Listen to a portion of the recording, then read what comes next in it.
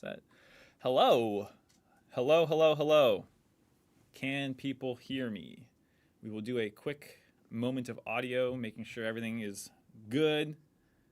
I see some boos coming out from Twitch chat, so that must mean that at least I'm on screen. Hello, we're good. Boos, the boos. Yes, boo the commissioner. Very, very good. All right, audio seems good. Yes, you can hear me. Hello, hello. Okay, cool, everyone. Thank you for tuning in and joining us for our first LCS live AMA.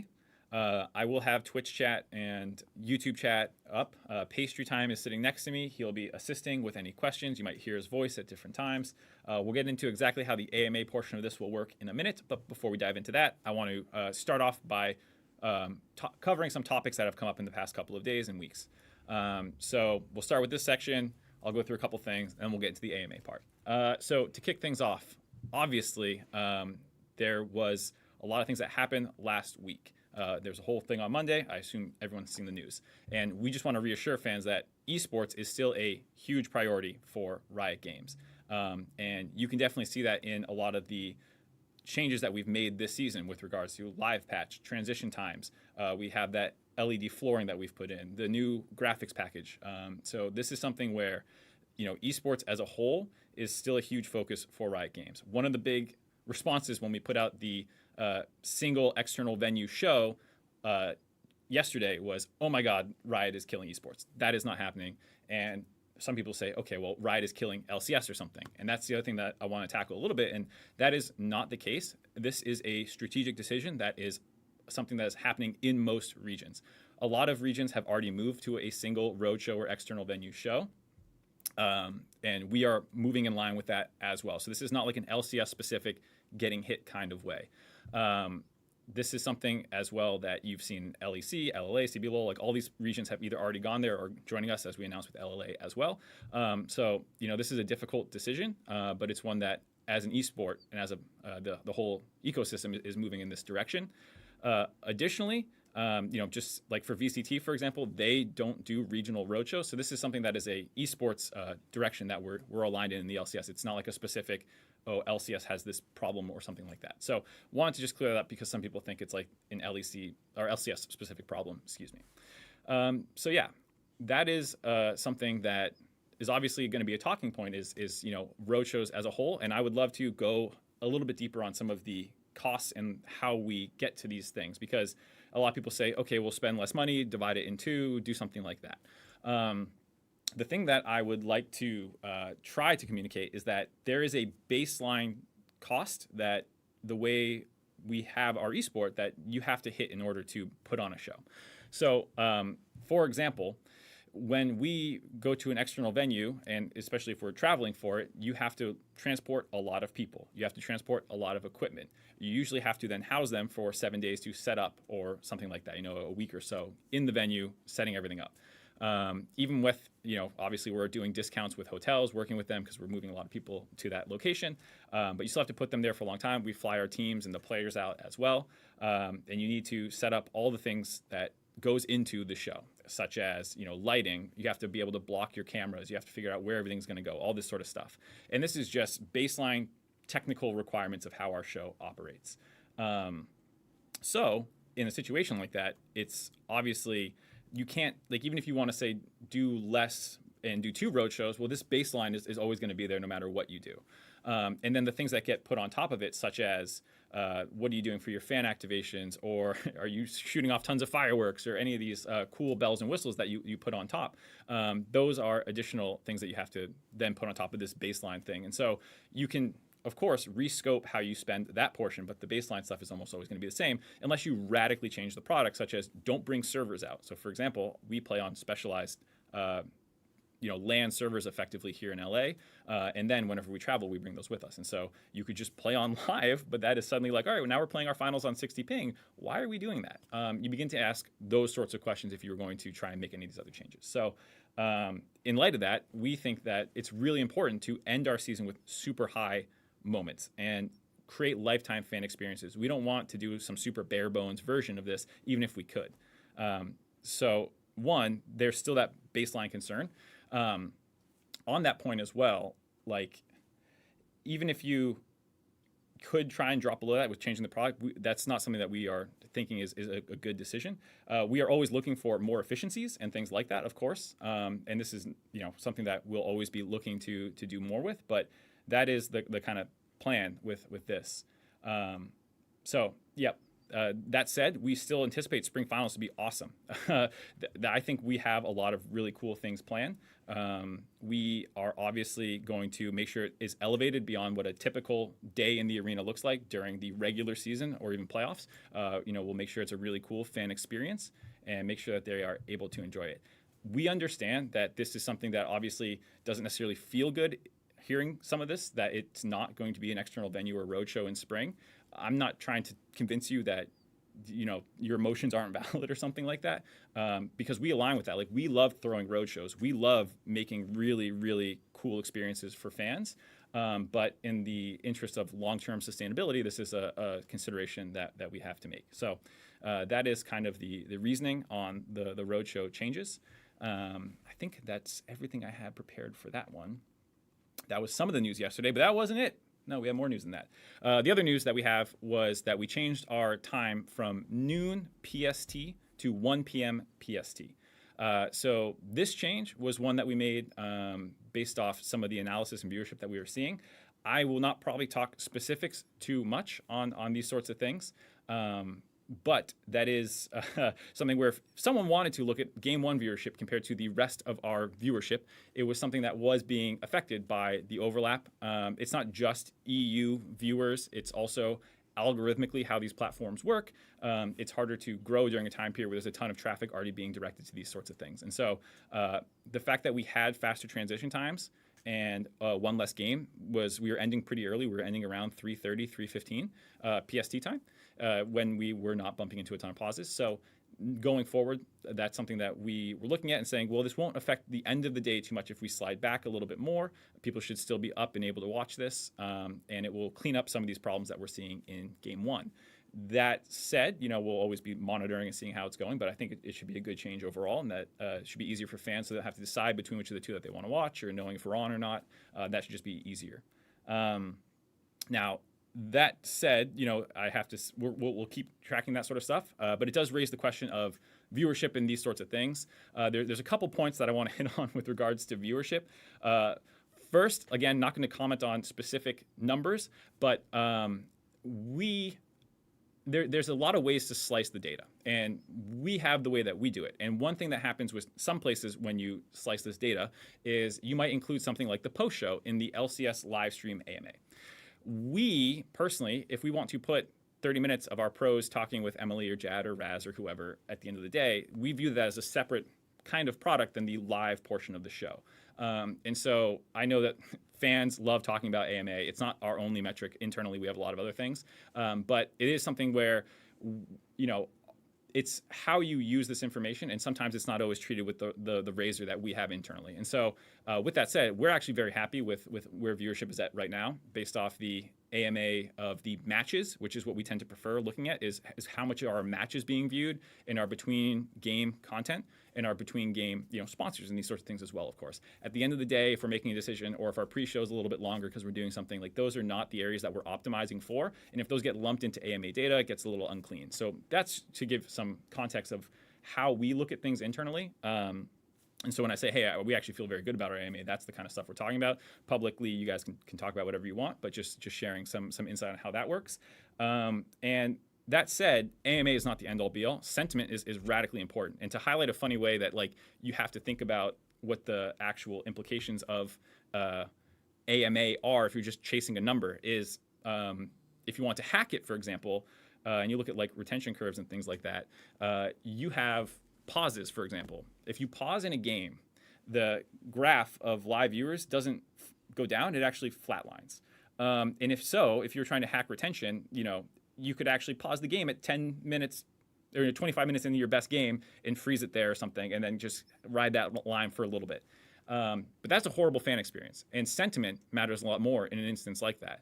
And that's one of the things that we also take into account when we're making decisions, is not just how do you hack AMA, but what is actually a better fan experience and things like that. So that's a good example of a time where, I don't we don't want to just make a decision based off what's going to optimize AMA, which is something that I know the community very much latches onto, but internally we have other things that we are keeping our minds on. So I realize now, in the middle of saying this, as I'm looking at chat a little bit, AMA is a very confusing term considering that we're doing a live Ask Me Anything, and I'm talking about average minute audience. So to take a second there, when I'm saying AMA in this context of viewership, I'm talking about average minute audience. We will get to the Ask Me Anything portion in a second here. A couple other quick talking points that I want to hit. I think that was the majority of them with regards to viewership, though. I just want to take a moment and say that with regards to how the LCS is feeling as a product and all that, like I think, with the results that we're seeing, we feel very good. Our peak concurrent users, PCU, is up substantially compared to 2023. So that is a great change that we are really happy to see that. We sold out the first 2 weeks of the in-person experience. So, all of our tickets for the first 2 weeks were sold out. That was great. Merch sales were good. Like the LCS is feeling in a pretty good spot, and we're just trying to kind of hone into those last optimizations around that start time change and things like that. But overall, I know it can be kind of doom or gloom. Sometimes in the press cycles, I'm here to tell you and say, hey, we're doing pretty good actually. So don't worry too much. We're going to keep driving too. I don't think most people who work on the LCS are very, very ambitious people who really want to deliver the best for fans, and we're going to keep doing that. We like the changes we made so far, but I wouldn't anticipate this to be the end of them. I don't want to share and overpromise beyond that, but yes, there's a lot of wins to celebrate actually in the LCS. So with that said, I think that is most of the preamble out of the way. I believe I hit most of my talking points so far. I'm seeing some nods. It might look like I'm alone in this room, but I'm not. For people who tuned in recently, I have Pastry Time to my left. We'll begin getting into the AMA portion now. I have the chats up in front of me, and we'll be talking about those. But he will be the one polling most of the questions. So we'll see what he's been grabbing in a second. I will give a little bit more structure to this in the sense that there's a couple categories of things that we don't want to shy away from people asking questions, but there's two things that might happen when he asks me a question. Three, I guess. One, I can answer it, and I'll do my best to answer it. Two, I might not know the answer yet, or I might want to double check, and we'll call those, I'll get back to you. And we'll get back to you, we'll figure out the terminology, but the idea being that we're going to check that, and if we do another AMA layer this split, or we do an update, these are little things that we can check in on and give the community visibility on. The third category is corporate slug. As people might have seen, this has latched on a little bit with me, with Travis and Azael and people memeing me.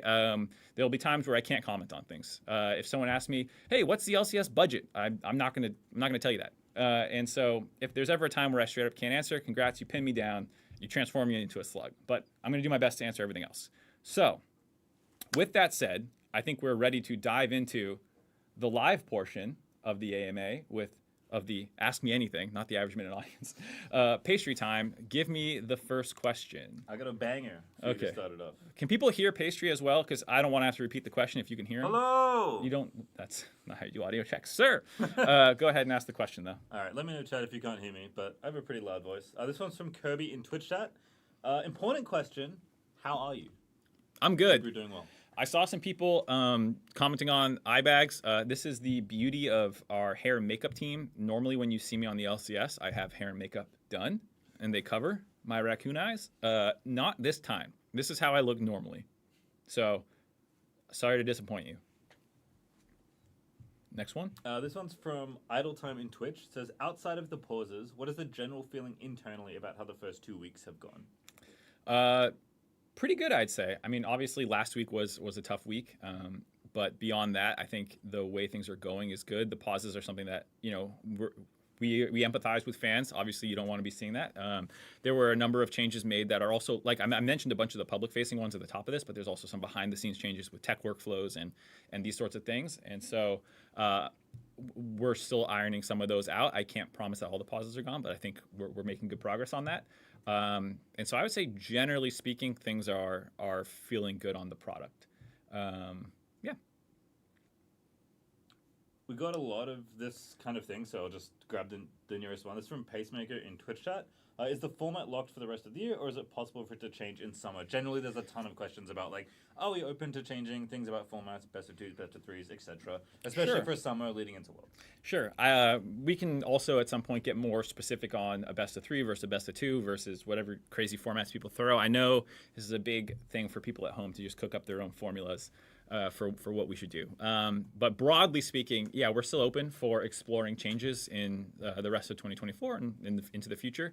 As we mentioned in the initial announcement video of all the format things, we stuck with best of one in spring split in order to be able to analyze the data as it came in with the changes to transition times and live patch and all the other changes that we were making. And a good example of how we were able to utilize that was with actually this time change from noon to 1, because what we did was we looked at historical data for what game one should be in a best of one format. And we can look at 2022, 2023, 2021, and we can see what the relationship of what our viewership should be in that situation compared to these days. And what we discovered was that the proportion was wrong. Usually game one is at a certain percentage of the rest of your viewership or your last game. You can slice it however you want, but it was a lot lower this year.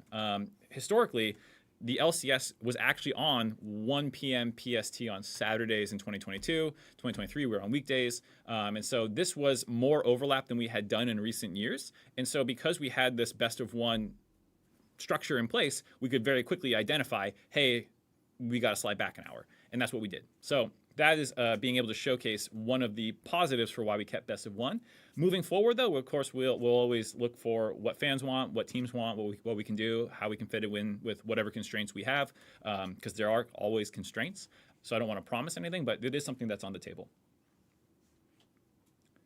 This one's from Quo Cypher. What will finals... I guess this is kind of about both, but specifically this is about finals. But people were asking about spring as well.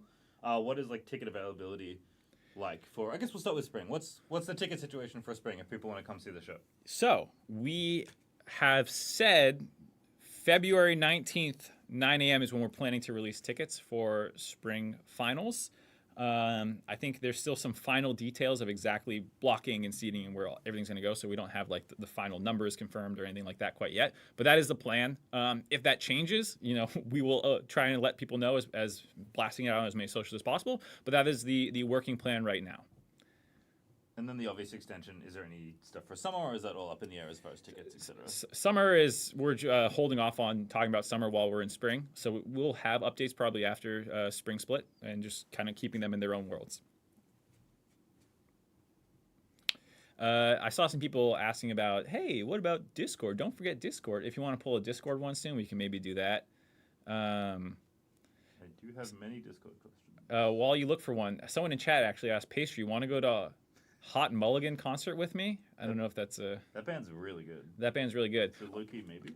Maybe, Pastry says. We also have some physical ones. So if you ever need time to find a question, let me turn to these. We have, if you've been to the LCS in person, we have a box for commissioner suggestion box. And we have some of these here. So if Pastry ever needs a stall, he can just tell me and I can pull one of these ones from the in-person suggestions or questions. I do have a Discord question. This is from Poodle Strike. Is there any concern that the schedule changes are making it hard to build up viewership? So viewer patterns are an interesting topic. There is, of course, a concern anytime you change the norm that people have to relearn, reschedule. You have to get this information out again so people know, hey, when should I show up in person at the venue? When should I tune into Twitch? These sorts of things. So it is a concern, but based off the numbers that we were seeing, we felt like it was a bigger concern to remain at noon. And so we've done our best to try and let people know, but it is always a consideration. That said, like there's other things for how people discover that you're on. Like there's how does the algorithms on these websites push you?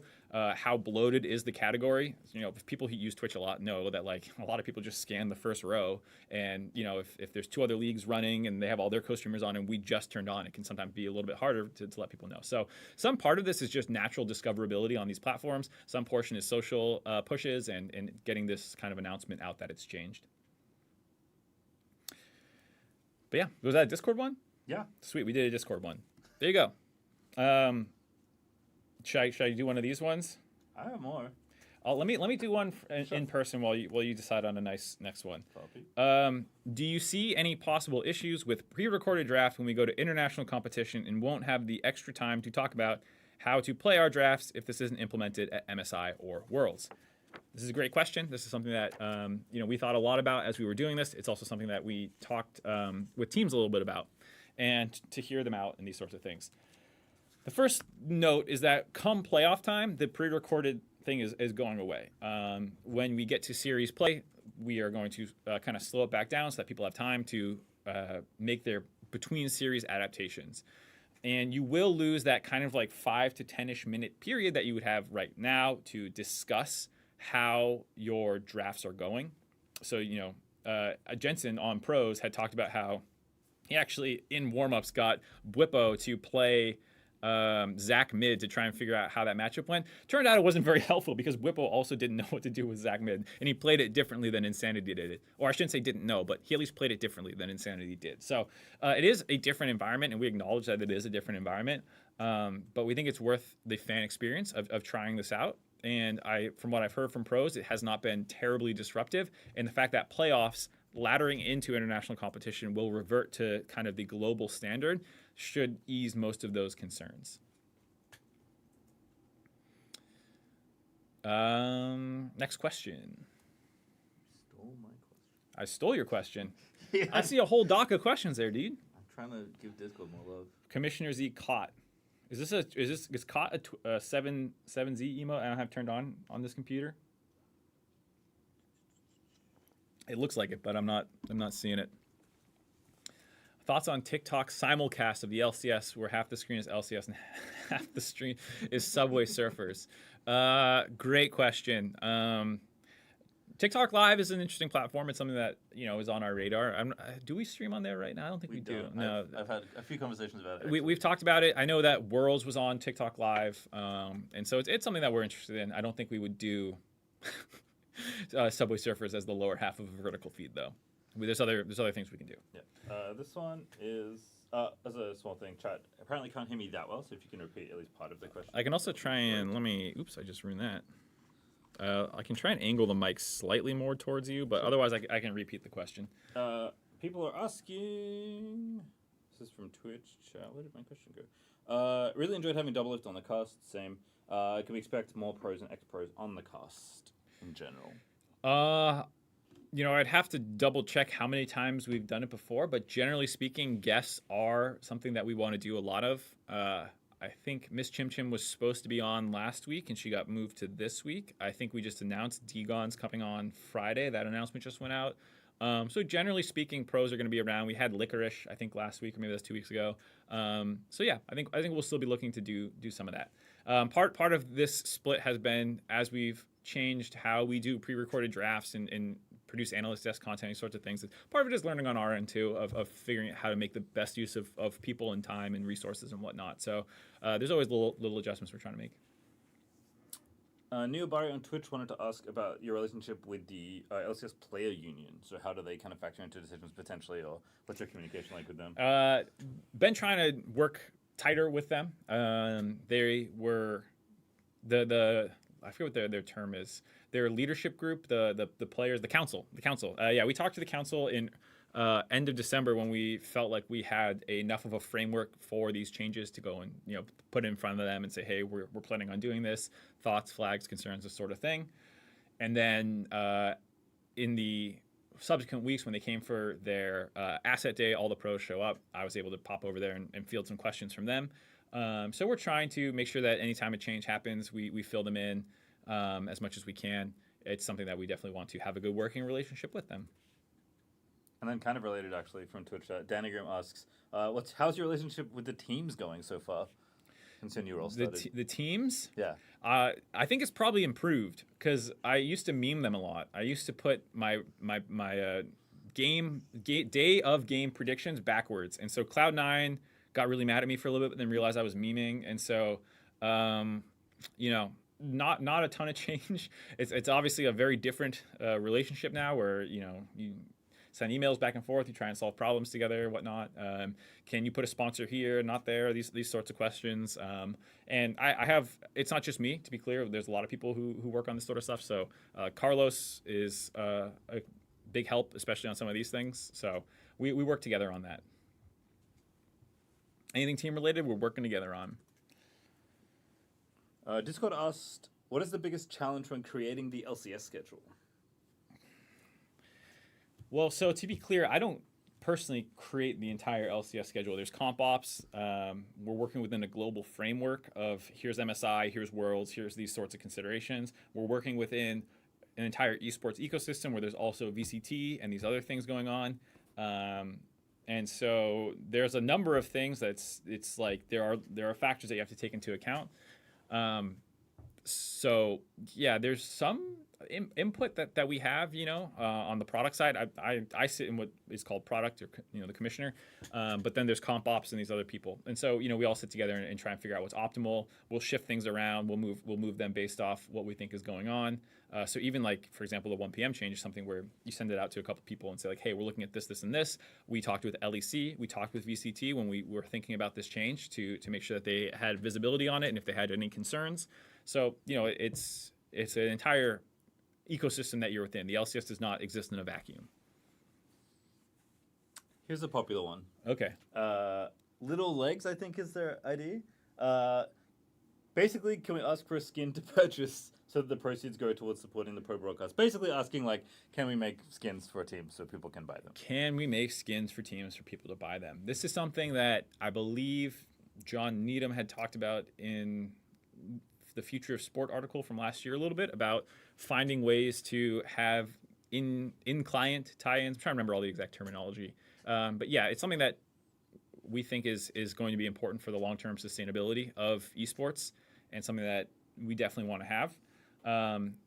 There's no current, or maybe I'm not, there's different teams as well. So the LCS product, which is what I work on, is also a part of a bigger ecosystem as well, going back to the fact that there's a global team that's also thinking about this and how you do it fairly. Because we might say, yeah, let's go do this, but you can't play favorites in a sense. So every ecosystem, the LEC, LCK, LPL, the other regions in the world, VCS, these sorts of things, anything that you create as an asset for one region, you have to be prepared to create kind of for everyone. And that's one of the things that we're talking about, and what's the ways that we can find things for fans to be able to purchase to support these regions, but to be able to do it fairly. So yeah, that's kind of where we're at with that one. But it is definitely a priority within esports as a whole. You got any heart? I feel like I haven't had to use any of these the things that we prepared. Any tougher questions? Any make me slug? No one's made me have to go into slug mode yet. All right, here from Franklin in Discord. Is co-streaming a net positive or negative to LCS viewership? Sorry, that was me drinking water to drink it, not because you tricked me. No, it's definitely a net positive. I think especially like there's a couple categories of co-streamers. There's people who are a part of your scene, like a Double If, like a Sneaky, like a Meteos, these sorts of guys who might have a different style or approach that resonates better with certain fans than the main broadcast, and so we're happy with them. There's also co-streamers who are non-endemic, such as Biano, who we started partnering with, Zerotic, maybe it's Zerotic, I'm not actually quite sure how you pronounce it, but there's a French, Toad Amarillo for Spanish. We have a number of co-streamers from other environments to help spread the appeal of the LCS, especially when we're on live patch and people are interested. We can get into other markets that we don't have to produce a stream ourselves. And so we can say, hey, this is one of the avenues that we pursued in 2024 was what are some markets we can get into through co-streaming. I know everyone's saying XDD and K-Drill, sure. Fine, K-Drill, yeah. K-Drill co-streamed. This one's from a bunch of people, but Luca Bazooka, which is quite the username, one of the mods in our Twitch chat, asked, with the live patch, when are new champions available? Is there a delay? Kind of how does that work? Yes. Mostly people want to see Smolder. This is a question we've answered. This is the beauty of the stream. You get to answer the same questions. Everyone who streams gets this. This is the first time we've answered on the AMA, though. So there's a rule, a global rule, that when a champion gets released, it's basically put on hiatus for 2 weeks while they evaluate its strength and these sorts of things, just to make sure if something comes out like releases in Zao or some of these mythical releases that it doesn't immediately impact competitive play. So Smolder, for example, I think will be available next week for us. It's 2 weeks after release of that patch when it comes out. So for us, I think that's next week when we move on to the next patch. There's a small. I'm pretty sure this is the scenario. As someone that has asked about this recently for different content, yes, that's about right. Yes. So for us, it's 2 weeks. For other regions, I believe it's actually a month because it's from when the patch releases, and they are a patch behind of live. So for most people, it's going to be usually a month for new champions. For us, it's 2 weeks. Yeah. Yeah. Meston in Twitch chat wants to know: have you considered showing the draft from the room? Have we considered showing the draft? Obviously, we see them on stage now Yes. instead of drafting. Yeah, so this was a big topic of how did we want to present the pre-recorded drafts. And we considered putting cameras in there and recording and showing that it was pre-recorded and putting like a pre-recorded bug. Bug meaning it's like a little thing on screen, you know. So we decided actually to just take live stage shots. And that was so effective that when I was watching Twitch chat and people on week 1, they were like, oh, they're not doing the pre-recorded thing because they're on stage and they're looking at their computers and they're pressing their buttons. That was all tech checks, but people thought they were in draft. And it was so convincing that a number of fans had tweeted at me and they were like, why are you not doing pre-recorded draft? And we definitely wanted to preserve the feeling of a live draft. We weren't trying to hide the fact that it wasn't live. We never claimed that it wasn't live, but we wanted to keep the look and feel closer to a live look. So we didn't have... You know, we weren't trying to hide anything, but we also wanted to keep it familiar feeling. And I think that was a good decision. But we do also want to look for ways to showcase what drafting is like now. So can, in the future, we embed someone in the room during a draft and record it and put it out as content? Can we sneak some cameras in there for a live session? You know, like I don't think we're done on that. But for now, we're more focused on optimizing like the actual workflows and stuff. And then what can we do with it in the future is still on the table. Do you know who we tricked with the tech check thing? Who's that? Licorice. Yeah, when he was watching. Yeah. He was with us. He's like, "Oh, I thought it was live." I'm like, "No, buddy." It is not live. It is indeed a pre-record. So yeah, it was a pretty convincing switcheroo. This is a fun one. This is from Balance. Has other regions outside NA expressed interest in changing to the live patch? So I don't think it's my place to share what other regions have done. True. I think this is officially a. Is this my first? Let me get back to you. I think this is a let me get back to you. I'm looking at. We're getting some shrugs. We'll say we'll get back to you on this one. It's just I'm trying to stay within the place that I feel safe commenting on. So yeah, that's the first one. Should I add a thing? A let me get back to you counter? You can. I'm keeping track as well. All right, I'll put it on. Spamming caught now. Caught. Yeah, they got me. They finally got me. Let me get back to you. Was that a slug or was that's a let me get back to you? Yeah, that's let me get back to you. It's just something that I don't think I'm the person to tell what other regions are thinking. Someone got me. There you go. Let me get back to you. Number 1. So, congrats. Next time that we do an AMA, I'll give a follow-up, and it's very likely going to be a slug answer, but you haven't slugged me yet. That's borderline a slug. I don't think I would ever probably be the one to say what other regions are doing or not doing. Yeah, I feel like it's not on you. Chat's loving it, though. Yeah. Stop spamming calls. Yeah, to be clear, me not answering here is also not confirmation that there is something. Like, it's just I shouldn't be commenting on what other regions' plans are. So if there were no plans, I wouldn't say that either. I'm not saying anything.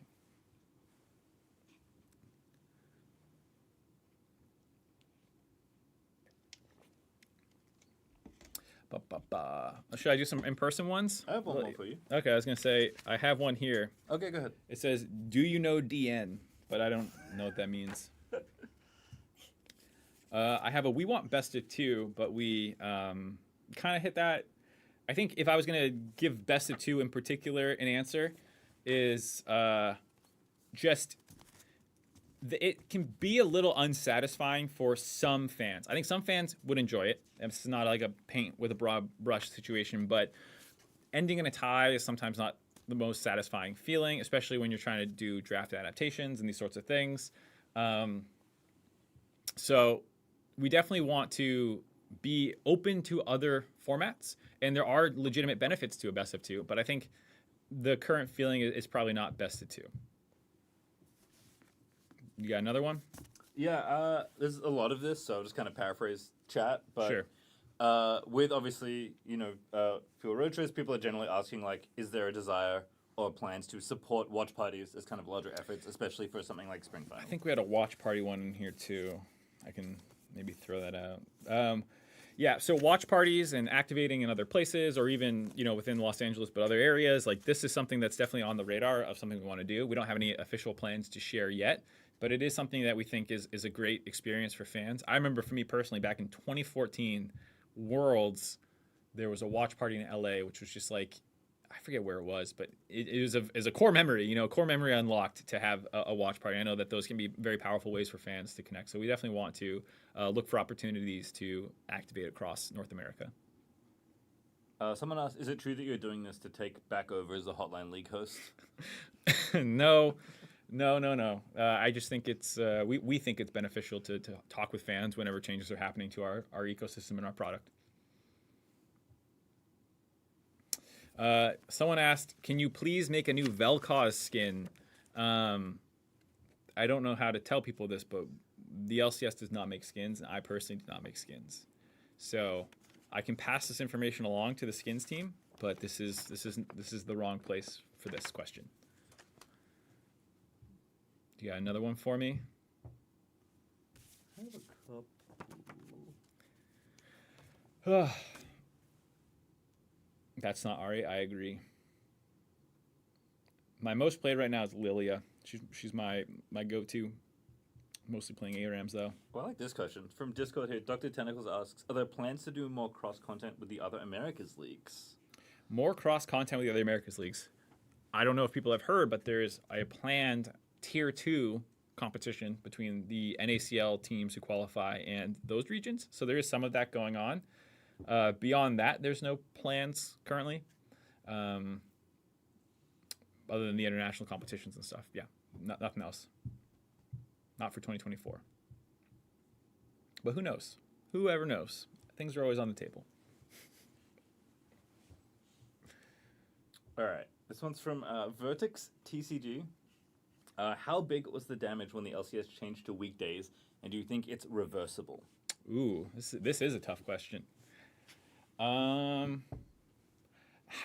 big was the damage? It's really hard to talk about 2023 with any one variable. There were a lot of things that happened in 2023. Again, not going to go through a greatest hits list of all of that, but if people were watching in summer, there was some news there. There was a lot of things that happened in 2023. So it is kind of hard to isolate any one variable. I think that part aside, it's definitely recoverable. I think when you look at a number of factors across the League of Legends North American ecosystem, not just esports, but the game itself, it's in a good spot, I'd say. And so I think that is a very big opportunity for us to continue to grow viewership. I think the product has already started to demonstrate that. The LCS viewership is strong, like I was saying at the top of this. So I don't think there's any, I don't believe in like a permanent damage. But this is me now. One thing I'd also like to be able to do at some point is separate producty answer and like mark answer, and that this is always a very fine line to tread. But like I think most things are almost always recoverable on products. And this is across gaming. When you look at things like Final Fantasy 14 was a game that like almost failed, and then it's like one of the biggest MMOs in the world now. There's like so many examples of redemption arcs within gaming. I don't think the LCS needs the term redemption arc or anything like that necessarily, but the idea that there's ebbs and flows is very natural. To talk about, like, for example, in LEC in 2017, they had around, like 100K-ish AMA around that time period. And then 2 years later, they were at like 300K. And so there's always opportunities for things to change. So I personally am not worried about anything that might have happened a year before, 2 years before, anything like that. So just a general thing, chat is going off on a particular copy pasta, Oh, but it's no. a question you already answered. What is the copy pasta? Basically asking about like why not do smaller intros instead of like just doing one. Sure. I mean, we answered this at the beginning, and I would refer back to, I think we're going to leave this up. I could be wrong, but I think we're going to leave this up on the YouTube channel for people to watch if they miss this live. You can always go back and refer to the beginning. But the answer is that there is a floor of spend that you can't get around, which refers to the necessities of even putting on an external venue show. So you have to move people across the country sometimes. You have to house them for about a week. You have to bring all of your equipment with you. You have to do all these sorts of things. And set up, you have to get camera angles, you have to do all this stuff. And no matter what venue you pick, you're doing this stuff. And so there is, even if you choose to cut your budget in half, say, for a roadshow, there's a baseline that they're both going to cost no matter what you're doing. And that is something that you can't get around. And that baseline alone is still a sizable portion of like the LCS budget. So, you know, it's not this clear cut, just divide it in two thing, because you're going to have to pay the same amount for this sort of thing. And so even if you go to a smaller venue and you kill all your fan activations and there's no pyrotechnics and there's no nothing and it's just literally people in a basement somewhere, like there's still that cost of moving all of the stuff related to the show to this other place.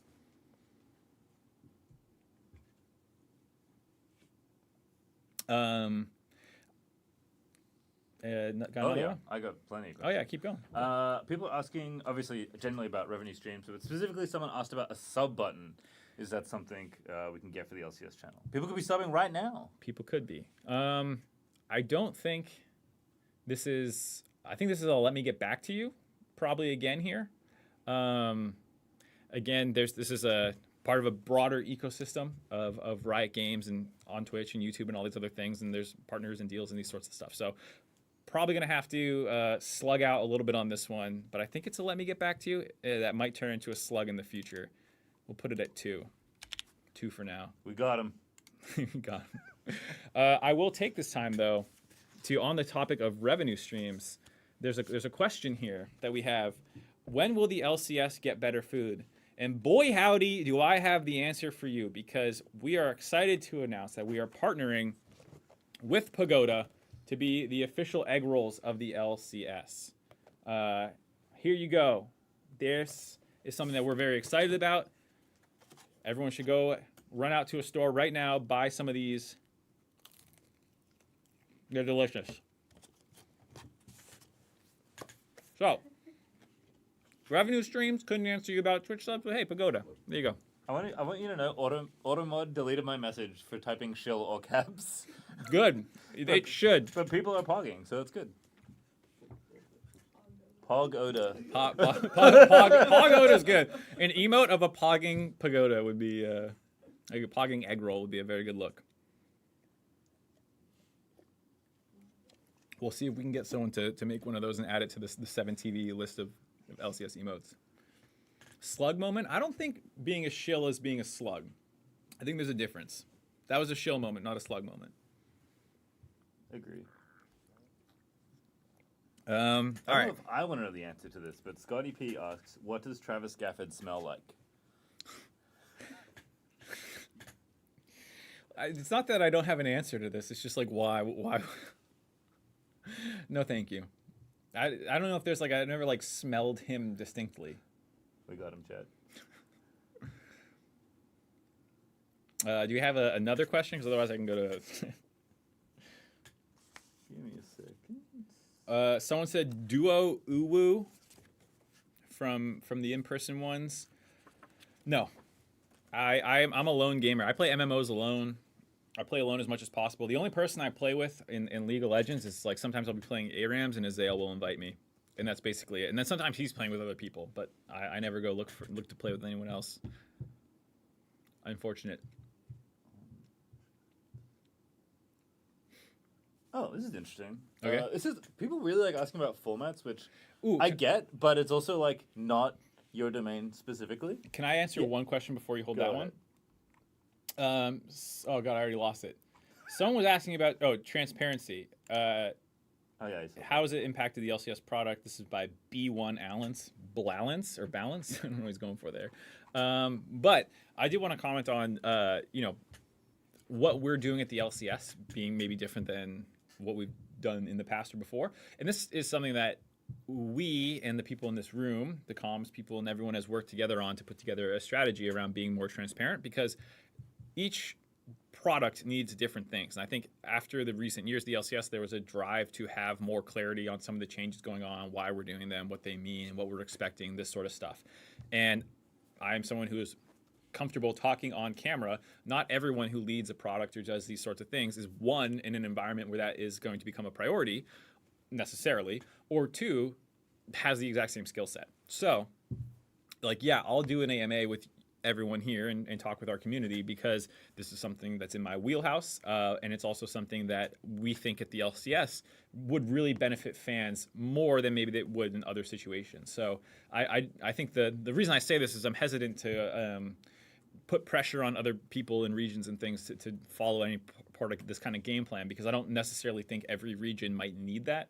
And it's just something to be aware of. We think it's very beneficial for the LCS, given recent history and whatnot, but it's not necessarily a one-size-fits-all answer to esports as a whole. We got a lot of this, but this one specifically is from Discord from Sonic5040. Can we get ProView back? ProView back. Short term, I think I can say pretty confidently no, probably not. At least not in the capacity that it was before. ProView does, it's one of those things where there's hidden cost to a lot of networking things that people don't think about, which is like, oh, just turn some more OBSs on and just upload some stuff to some streams, and you pay some money and you figure it out. But there's bandwidth, opportunity cost, these sorts of things. You have to lay out all the networking infrastructure. There's all these things that you have to do to make sure it actually works well, develop the product, try and sell it, these sorts of things.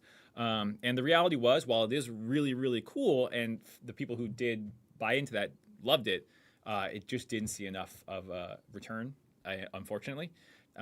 So it's something that I think in the future, we want to explore cool viewing opportunities for fans, but it would have to take on a very different form based off that last iteration. What was the question you were asking before that I cut you off on? I don't remember. It was a format-y thing, and I was like, oh yeah, there's so much format stuff. Well, let me find it.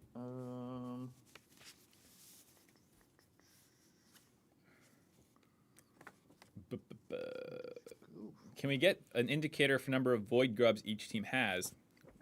I think we fixed that in week 2. We did. That was a week 1 question. But week 1 question, but what we got there. We did get there. Hello, Mr. Commissioner. I would love to see outreach to neighboring youth orgs to foster interest into our league, i.e. Boys and Girls Club. This is an interesting one, because this is something I used to do actually myself. There was a Boys and Girls Club that Team Liquid, when I was still coaching back then, did some activations. I don't know if you should call them activations. They weren't activations. It wasn't like we were making money for it. But we did outreach at a couple of these places, and it was really cool. And some of those people are still on my league friend list, and sometimes we message back and forth. And this was in 2015, so almost a decade ago at this point. So I think there's a lot of value in activation, or I keep saying activations. The slug is coming out. There's a lot of value in outreach, and something that I personally believe in. There's no official plans or hard plans around this yet, but I do think there is value in this sort of stuff. And high schools, after-school programs, collegiate, the entire North American market is something that definitely benefits when you have plans around that. So definitely would like to. I think this is an interesting one. Not because it's necessarily something you're in charge of anymore, but you obviously have a lot of experience on the broadcast. So IMT Sharpie asked, basically, broadcast feels biased towards a few teams. So are there any plans to make it balanced so fans of lower-ranked teams don't feel pressure to abandon and become a fan of TLC9 Fly like everyone else? Oh, well, it's unfortunate that it's not someone sitting in front of me, so I can ask, what are some examples? Because the bias question is something that, coming from the talent position previously, was something that got thrown around a lot. And I think every person who is talent has been accused of being biased for and against every single team in the league. I don't believe that there's a bias problem. I think more or less teams are pretty, or the casters and talent, and even the community itself is pretty fair. I know some people feel like Cloud9 is favored, for example. I've seen that a lot.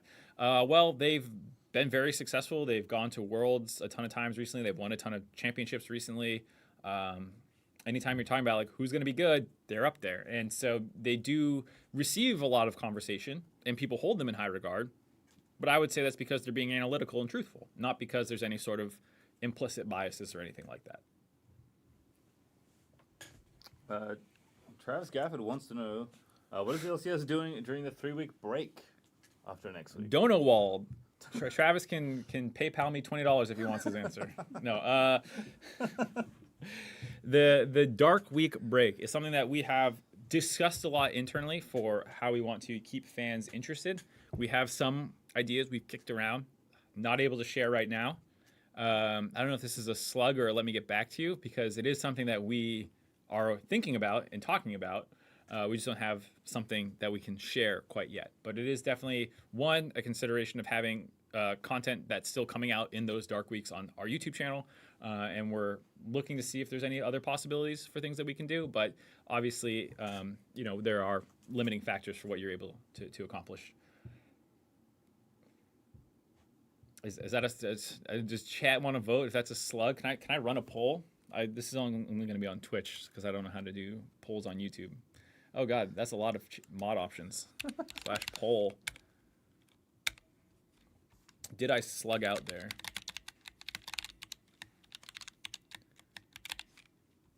Was that a slug answer? Duration 1 minute. Start poll. Someone in the YouTube chat, Rodrigo Liquez, says, is there any plan to go back to more teams again? This is something that we are not going to comment on quite yet, but it is something that we are always looking to see what is best for our ecosystem and evaluate that. So right now we're at 8. That's where we are planning to stay for now, but we will see in the future. I guess we're always evaluating. That's the constant answer is we'll always evaluate. Someone ran the poll on YouTube, by the way. So yeah, someone is whoever is modding our YouTube channel or whatever. Yeah, I vote no on my own poll. I'm losing. Shoot. Wait. Oh God, it's a lot of yeses across both platforms. All right. I was one of them. Wait, you said yes? You betrayed me. Someone asked, I thought this was very cute. Someone asked, have you set a date for your wedding yet? Oh. I appreciate the question. I'm happy to answer that, but I don't think this is quite the platform for that. Yeah. Personal slug. That's not a personal slug. That's like, just, I don't think the official LCS channel is where we discuss that stuff. Probably. Try and keep it slightly on topic, guys. Come on. Sadler asks, should the LCS have salary caps? Salary caps. To balance teams better. I know you like sports. I do like sports. This is an interesting topic. It's one that would be one of these situations where we're talking about an entire ecosystem and whatnot. It's something that even the term salary cap, you have to be careful with how you use that.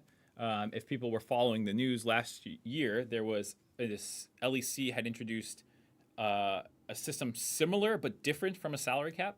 I would need to double check with them the exact terminology of how that works and operates. So this is definitely let me get back to you on that. It's a corporate slug answer. This is not something to talk about.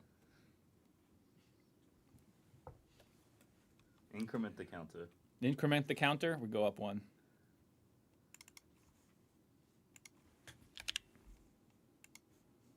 It's hard to pinpoint a specific answer, and again, like, kind of in your purview, but not as much anymore. People have lots of comments about, like, the changes to the show, and especially game time, obviously affect, like, how content is structured on the show and, like, how much time we have. How do you think, like, the trade-off has been, I guess, for, like, given that we have to cut some content that's maybe longer because we have shorter things to fill? I think it's something that we were very conscious of heading into the change, is not losing our storyline beats and things like that. A portion of a sports league is obviously telling the stories and finding the right opportunities to do those, the places to put them and whatnot. We felt like it would be worth it for the fan experience, given that for a long time we've seen that fans wanted us to move faster. That's definitely something that we want to keep in mind, is always listen to what fans can do, and we felt like we could experiment and innovate in that regard of getting into the next game faster. But it does come at an opportunity cost of, well, what are you doing to support those areas where traditionally you would have covered stats or analysis or these sorts of player moments. So we wanted to make sure that we still, had opportunities for that. So there is still often content or interviews and these sorts of things that we're doing between games. But we're also looking for other opportunities. So we have pros at the example at the end of the day on Sundays. And we ran that live once. We went direct to YouTube another time where we didn't air it live first. And, we're trying to figure out how to make sure that we hit the broadest market possible. It's something that we're very aware of, and we're trying to make sure that fans are still getting their information. But it's we feel like so far it's been good fans have reacted very positively to the speed changes, and we still like the content that we're making and putting out on socials and on YouTube and whatnot. So overall, I think we're pretty happy with it, but we are monitoring to make sure that enough people are seeing that. All right, so chat's newest obsession. They've moved on from the last one. What is this one? People have started to spam like the Wikipedia entry for the Canadian national anthem. The Canadians are asking, when is the LCS going to Canada for a roadshow? But maybe more generally, like, can we travel to X place? This is for sure a slug answer. This is for sure, like, we will share any ever external roadshow things with much more flair and interest in these sorts of things than a leak on a live stream. That is not the platform to announce this information. If there ever is any information to share like that, this is a complete slug answer. No, I will. Much like if just asking like, hey, what's the budget? Just asking, hey, where's this finals or something like that is not going to happen on a live stream leak. So yeah, I can fully slug out on that one confidently.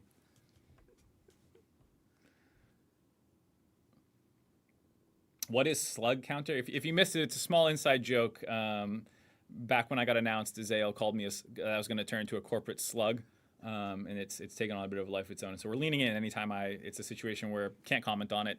Just having a little bit more fun. I have one. Okay. From Discord. This is from Rext.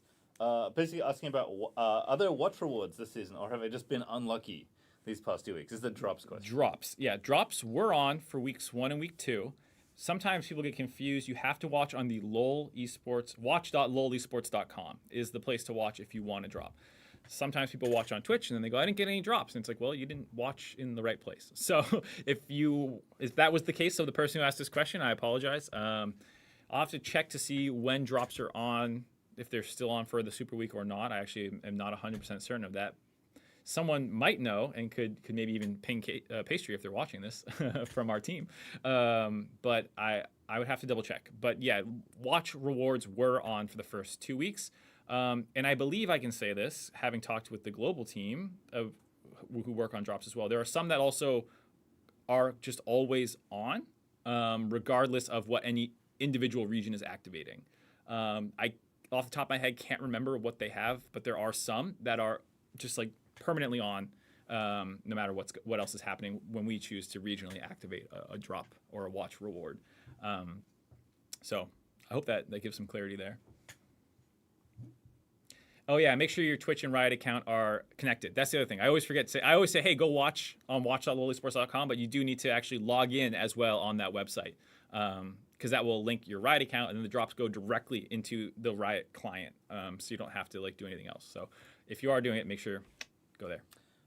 We did hit it already, but I guess they keep asking about it, so I'll ask again. Basically, are we considering changes for summer? Someone's asking in this case specifically about triple round robin, but lots of what about this? What about that? Yep. Again, can't share any plans on that. We are always listening to our fans. We've seen that there's people who are concerned about the number of games, for example, that pros are playing on stage. Stage experience is important. We have playoffs and all these sorts of things, but figuring out how we can provide the best environment both for fans and pros and making sure that's the best for everyone. We're always evaluating, and who knows. I don't think I slugged. That's not a slug. I refuse to take a slug point for that. I like this one actually. IMT Sharpie asking, any thoughts on featuring fan content on broadcast? Lots of different things that get made, art, videos, etc., etc. I think we sometimes do stuff like that, depending on what we define as featuring. So, for example, we take a lot of shots of fans in the crowds, and they have signs that they've made, and sometimes they're hilarious, and they lean into co-streamers and memes and all these sorts of things. Oftentimes, if someone's in cosplay or something, especially around finals events, we always try and feature that sort of stuff and show that off. So I think we normally do. If you're talking about if a fan made a video, would we show it? Usually not, but we do look for interesting moments. For example, in week 1, someone who works on the Weather Channel was reporting about rain and tied it to the start of the LCS season because she was an LCS fan, and we actually ended up airing that in the pre-show because it was a cool moment, and we reached out and we went through the correct legal steps and all that stuff. But yeah, we're always looking for cool moments to highlight things going on around the LCS. We are coming up on an hour. 1 minute left. we didn't set a hard time for this, but I think probably want to start looking for a winding down opportunity. Trying to find one last question. So if we can throw to the NACL. Yes. Yeah, That was gonna be my last question. Before we do that, someone asked, "Will, are you smarter than the game show? See you return with another host." Leak, but yes, absolutely. This is one where I don't care what people say. I'm gonna do it. I'm gonna leak it and say, yeah, you can look forward to that coming out sometime soon. I don't know if we have an official release date for it, but I know they filmed one. And of things I can leak, I think that's a pretty safe one. Thanks, bud. Thank you. What was the NACL? Just we're rating it after this? Is that what we're doing? Yeah, or? Zach Elliott asked if we could raid the NACL stream. They're on at 4 p.m. All right, so wait, I'll fill another minute so that way they're like hopefully Don't getting leave, into don't draft. leave. Yeah, we won't leave quite yet, but I guess we can take another question or two before we I like leave. this one actually. Easy Fight GG asks, "Are we looking to make more content with content creators, so YouTubers, streamers? I think we already have guests on, but maybe this is more directly about like partnering with a known content creator to make content that's kind of a hybrid of those two or something like that." Yeah, it's one of those questions where like we'd have to have a dialogue back and forth to know what people are looking for, because we do bring on people like, for example, we had Double Lift on, he's a content creator. We have Miss Chim Chim on, she makes content. We have D-Gon, he makes content. So we do partner with a lot of these people. Sometimes, back when we had Cutie Cinderella last year as well, we would do specific segments for that person. So I do know that we try to blend our brand with their personality and figure out the ways where it makes the most sense. I think that's still what we like to do. If there's something else that they're talking about, I would need to be able to ask them what they meant. I think that's mostly it. Last fun one, I guess, before we read the NACL. Okay. And I'm pretty sure I know the answer, but I have to ask. Lionel asks from the Discord, "Do you miss casting?" Do I miss casting? Someone, they asked me this on the dive, and I think I came across like a psychopath, because I was like, no, I don't like I just don't like thinking that way. Like I just do the next thing. Very forward facing. So don't miss it. It was a lot of fun. I'm sure, who knows if there's like, I don't know. I think it's really fun, but it's not something that I'm thinking about at all anymore. It's out of my brain. It's completely fallen out of my head. Do I miss you, Captain Flowers? No. No. What's funny is I have a desk in like a back corner, and I'm usually sitting there during the LCS. A lot of people have come up and talked to me. Captain Flowers hasn't come up and talked to me, so I'm pretty sure it's safe to say he doesn't miss me either. Azale's come over. Kobe's come over. I think Rafa's come over and talked. I don't know if Raz has. Raz might be a fake fan as well. Flowers is definitely a fake fan. a lot of colon D's in chat. Okay, I think that's about it. I think we're gonna wrap it up here. We're gonna raid the NACL, and I think some people are watching this stream who are actually in control of it technically. So we'll see if they will do it or if I will do it. I can see. I can't do /raid as a mod. I guess that is a creator of the channel thing. But thank you all for watching. I hope this was productive. Hope it was helpful. Hope people had fun watching. We're not looking to do a ton of these. This is maybe a once, twice a split kind of thing. We'll have updates whenever we have them, and we'll always try and deliver them in ways that are resonant with our fans. So keep on the lookout for the socials. Check out the YouTube. Check out the Twitters. Check out all that stuff. Okay, we're rating. I see it. LCS is rating challengers. Go. Woohoo. Go raid. Thank you.